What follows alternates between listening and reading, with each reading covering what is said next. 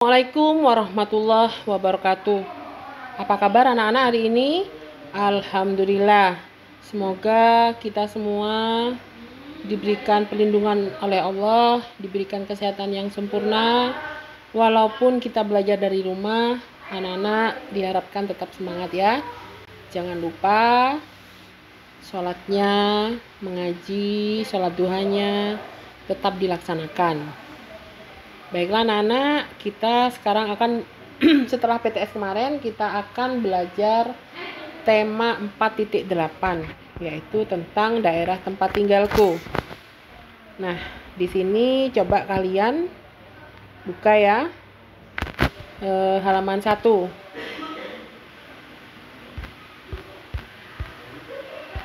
Nah, di halaman 1 kita akan belajar tentang lingkungan tempat tinggalku. Nah, tempat tinggal itu merupakan sebuah kebutuhan utama bagi manusia untuk berteduh dari panas dan hujan. Setiap manusia menginginkan lingkungan tempat tinggal yang nyaman untuk kehidupannya. Rumah dijadikan sebagai tempat perlindungan, tempat beristirahat, dan tempat bersukaria bersama keluarga. Rumah juga harus menjamin kepentingan keluarga untuk tumbuh, untuk hidup bergaul dengan tetangga. Rumah merupakan sebuah bangunan tempat tinggal manusia untuk melangsungkan kehidupannya. Nah, rumah juga tempat untuk bersosialisasi pada saat seorang individu diperkenalkan kepada norma dan adat kebiasaan yang berlaku di lingkungan masyarakat tersebut. Baiklah anak-anak, kita buka halaman 2 ya. Halaman 2. Di halaman 2, nah ini kita baca bersama. Ratna dan keluarga tinggal di Bandung. Ratna dan keluarga suka mengisi liburan ke tempat wisata. Nah, kebetulan Ratna ini pergi ke tempat wisata, yaitu ke Gunung Tangkuban Perahu. Nah, pernah mendengar ya Gunung Tangkuban Perahu yang ada di Jawa Barat? Nah, Gunung Tangkuban Perahu berada di Kabupaten Bandung. Kemudian Ratna ini bertanya kepada orang tuanya tentang asal mula Gunung Tangkuban Perahu. Ayahnya pun menceritakan bahwa Gunung Tangkuban Perahu artinya adalah perahu yang terbalik. Nah, diberi nama seperti itu kenapa? Karena menyerupai perahu yang terbalik. Sekarang kita baca bersama ini. Ada cerita rakyat ya, cerita fiksi. Legenda Gunung Tangkuban Perahu. Mari anak-anak kita baca ya. Beribu-ribu tahun yang lalu, tanah Parahyangan dipimpin oleh seorang raja dan ratu yang hanya mempunyai seorang putri. Putri itu bernama Dayang Sumbi. Dia sangat cantik dan cerdas. Sayangnya dia sangat manja. Pada suatu hari saat sedang menenun di beranda istana, Dayang Sumbi merasa lemas dan pusing. Dia menjatuhkan pintalan benangnya ke lantai berkali-kali. Saat pintalannya jatuh untuk kesekian kalinya, Dayang Sumbi menjadi marah lalu bersumpah dia akan menikahi siapapun yang mau mengambilkan pintalannya itu. Tepat setelah kata-kata sumpah itu terucap, datanglah seekor anjing sakti yang bernama Tumang dan menyerahkan pintalan itu ke Dayang Sumbi. Maka mau tak mau Dayang Sumbi pun menikah dengan anjing tersebut. Dayang Sumbi dan Tumang hidup berbahagia hingga mereka dikaruniai seorang anak yang berupa anak manusia tapi memiliki kekuatan sakti seperti ayahnya. Anak ini diberi nama Sangkuriang. Dalam masa pertumbuhannya, Sangkuriang selalu ditemani oleh seekor anjing yang bernama Tumang, yang dia ketahui hanya sebagai anjing yang setia, bukan sebagai ayahnya. Sangkuriang tumbuh menjadi seorang pemuda yang tampan dan gagah perkasa. Pada suatu hari, Dayang Sumbi menyuruh anaknya pergi bersama anjingnya untuk berburu rusa untuk keperluan suatu pesta. Setelah beberapa lama mencari tanpa hasil, Sangkuriang merasa putus asa, tapi dia tidak ingin mengecewakan ibunya. Maka dengan sangat terpaksa dia mengambil sebatang panah dan mengarahkannya kepada Tumang. Setibanya di rumah, dia menyerahkan daging Tumang kepada ibunya. Dayang Sumbi yang mengira daging itu adalah daging rusa merasa gembira saat atas keberhasilan anaknya. Baik anak-anak, dilanjut ke halaman 4. Ini tidak bimbing ya. Ke halaman 4. Nah, segera setelah pesta usai, Dayang Sumbi teringat pada Tumang dan bertanya kepada anaknya di mana Tumang berada. Pada mulanya Sang Kuryang merasa takut, tapi akhirnya dia mengatakan apa yang telah terjadi kepada ibunya. Dayang Sumbi merasa sangat murka. Dalam kemarahannya dia memukul Sang Kuryang hingga pingsan tepat di keningnya. Atas perbuatannya itu Dayang Sumbi diusir keluar dari kerajaan oleh ayahnya. Untungnya Sang Kuryang sadar kembali, tapi pukulan ibunya meninggalkan bekas luka yang sangat lebar di keningnya. Setelah dewasa, Sang Kuryang pun pergi mengembara untuk mengetahui keadaan dunia luar. Beberapa tahun kemudian, Sang Kuryang bertemu dengan seorang wanita yang sangat cantik. Segera saja dia jatuh cinta pada wanita tersebut. Wanita itu adalah ibunya sendiri, tapi mereka tidak saling mengenali satu sama lainnya. Sang Kuryang melamarnya, Dayang Sumbi pun menerima dengan senang hati. Sehari sebelum pernikahan terjadi, saat sedang mengelus rambut dan tunangannya, Dayang Sumbi melihat bekas luka yang lebar di dahi Sang Kuryang. Akhirnya dia menyadari bahwa dia hampir menikahi putranya sendiri. Mengetahui keadaan tersebut, Dayang Sumbi berusaha menggagalkan pernikahannya. Setelah berpikir keras, dia akhirnya memutuskan untuk mengajukan syarat perkawinan yang tidak mungkin dikabulkan oleh Sang Kuryang. Syaratnya adalah Sang Kuryang harus membuat sebuah bendungan yang bisa menutupi seluruh bukit, lalu membuat sebuah perahu untuk menyusuri bendungan tersebut. Semua itu harus dilakukan sebelum fajar menyingsing. Sang Kuryang mulai bekerja. Cintanya yang begitu besar kepada Dayang Sumbi memberinya suatu kekuatan aneh. Tak lupa dia menggunakan kekuatan yang dia dapat dari ayahnya untuk memanggil jin-jin dan membantunya. Dengan lumpur dan tanah mereka membendung air dari sungai dan mata air. Beberapa saat sebelum fajar, Sang Kuryang menebang sebatang pohon besar untuk membuat sebuah perahu.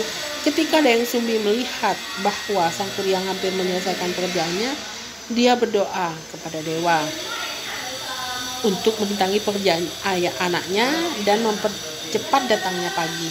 Ayam jantan berkokok, matahari terbit lebih cepat dari biasanya, dan Sang Kuryang menyadari bahwa dia telah ditipu. Dengan sangat marah, dia mengutuk Dayang Sumbi dan menendang perahu buatannya yang hampir jadi ke tengah hutan. Perahu itu berada di sana dalam keadaan terbalik dan membentuk gunung tangkuban perahu atau perahu yang telungkup. Tidak jauh dari tempat itu terdapat tunggul pohon sisa tebangan Sang Kuryang. Sekarang kita mengenalnya sebagai Bukit Tunggul. Bendungan yang dibuat Sang Kuryang menyebabkan seluruh bukit dipenuhi air dan membentuk sebuah danau dinamakan dan di mana Sang Kuryang dan Dayang Sumbi menenggelamkan diri dan tidak terdengar lagi kabarnya sampai saat ini. Anak-anak, setelah kalian membaca legenda Gunung Tangkuban Perahu, dibuka halaman selanjutnya, halaman 5, kita jawab bersama ya. Baiklah, di sini kalian sudah paham tentunya. Siapa tokoh-tokoh yang terdapat dalam cerita tersebut? Siapa aja? Oke, ada Dayang Sumbi, ada Tumang, dan Sang Kuryang. Yang kedua, bagaimana sifat semua tokoh yang ada dalam cerita tersebut? Kalau Sang Kuryang bagaimana? Pemberani, sakti, dan keras hati. Kalau Dayang Sumbi, cantik, baik hati, ramah, dan penyayang. Nah, yang ketiga, mengapa dinamakan Gunung Tangkuban Perahu, anak-anak? Nah, sudah tahu ya tadi?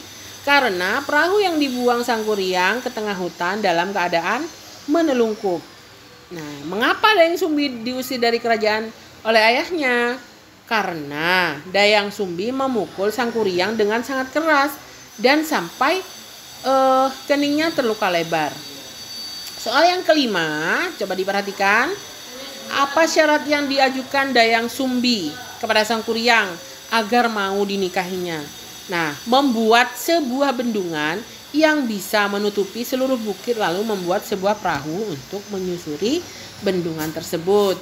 Jangan lupa ya ditulis semua jawabannya anak-anak supaya kalian paham. Nanti ada latihan soal, nggak akan lupa lagi.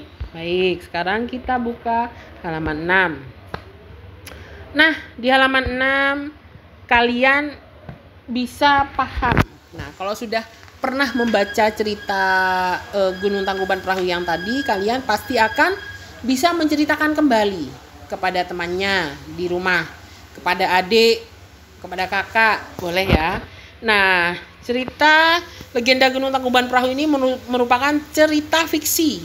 Nah, coba ya, nih di garis, yang penting di garis anak-anak, di garis. Nah, ini ya. Cerita fiksi atau rekaan ya. Ini adalah cerita yang sengaja dikarang oleh pengarang ya.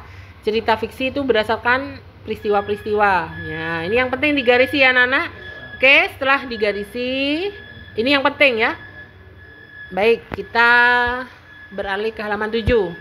Nah, di sini sudah ada kolomnya. Apakah itu cerita fiksi? Cerita fiksi adalah cerita yang sengaja dikarang oleh pengarangnya. Maaf jika lupa, ini kurang ya. Cerita yang sengaja dikarang oleh pengarangnya. Apa ciri-cirinya anak-anak? Nah, di sini sifatnya rekaan yang dimiliki oleh pengarang sesuai dengan emosional pengarang. Jadi kadang tidak sesuai dengan kenyataan gitu. Bahasanya apa? Bersifat konotatif. Kalau kalian sudah bisa paham dengan legenda Gunung Tangkuban Perahu, coba kalian sebutkan yang lain. Pasti tahu. Cerita Malin Kundang, Danau Toba ya disebutkan. Legenda Rawa Pening. Yang paling populer dan sampai ada sinetronnya ya kalau tidak salah, itu ceritanya Bawang Merah dan Bawang Putih. Ya. Anak-anak sudah paham ya semua? Baik, kita akan masuk ke halaman 8. Coba dibuka. Nah, di halaman 8 kita akan belajar yaitu IPA. Pernah ya kalian semuanya bermain bandulan ketika di reka? Pernah ya semuanya? Nah, yang termasuk ini ada 2 gaya. Di sini ada gaya dorong dan gaya tarik. Coba Bu Ika tanda ini.